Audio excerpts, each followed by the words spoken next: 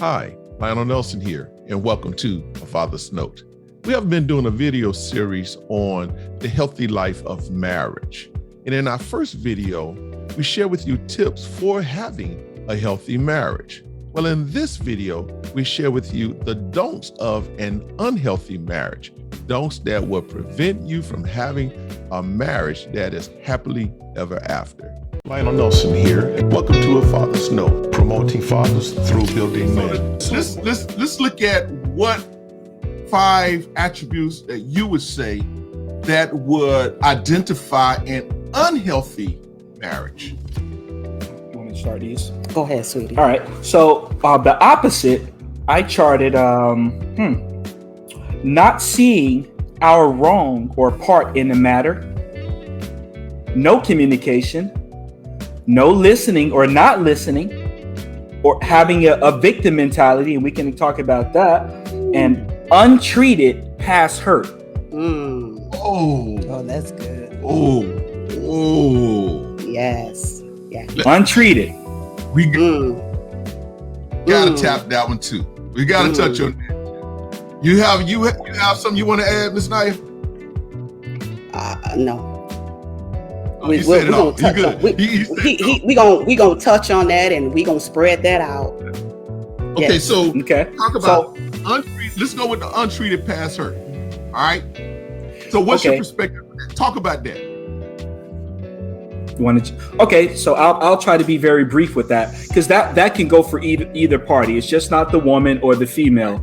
Right. But, right. Most of the time, us men, what we do is compartmentalize, in which, women know that we take things and put it where it goes, and we don't let it bother us until it comes out, basically. So that becomes an untreated, hurt. So now, I don't know if you ever seen somebody just kind of like broke a toe on football. Yeah. And now they decided they're going to tough it out because they wanted to play. And now that toe grows out like a broken hanger or something. So that was an untreated hurt. So now it's affecting what type of shoes they purchase. So now instead of getting regular Jordans, now they got to get orthopedic Jordans. So untreated hurt causes problems on the latter end. Right. And they usually come out during marriage. Absolutely. Which is baggage that we tend to bring into a marriage. And if it's not dealt with properly, then that man or that woman tend to get mistreated or reminded of something they're not necessarily aware of.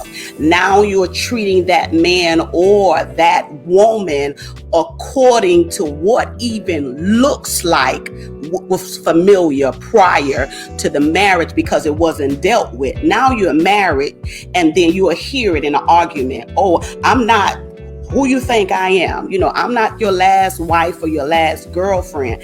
That's untreated. It was never dealt with. Okay, so let's take that a little bit further, because that in itself can be a thorn in any relationship. Yes.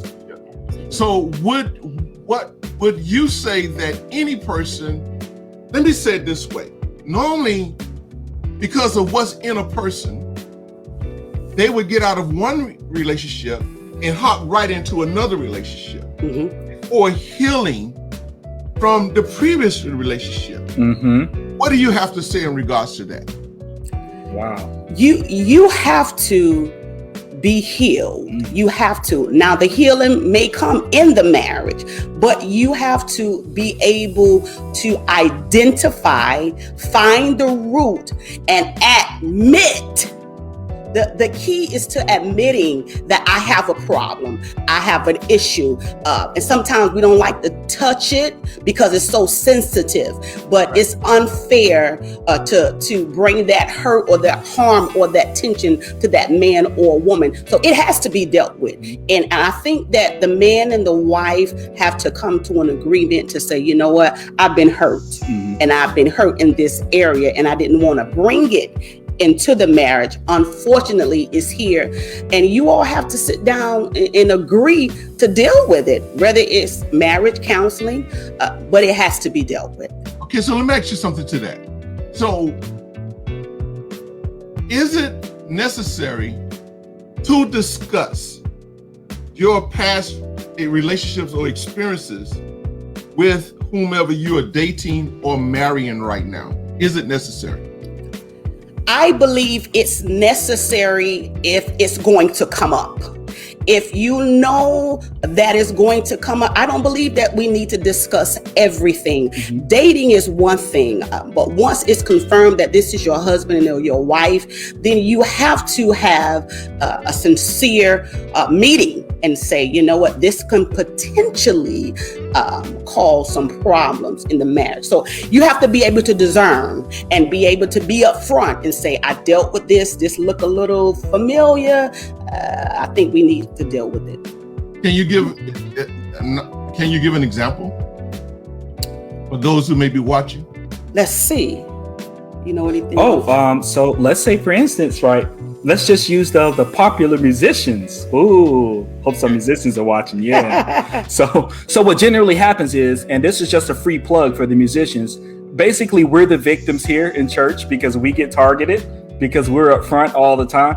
So that was a free plug. So what happens is, so let's say, for instance, now I was one of those real unholy musicians, and every church I went to play at, I got about six victims in each church.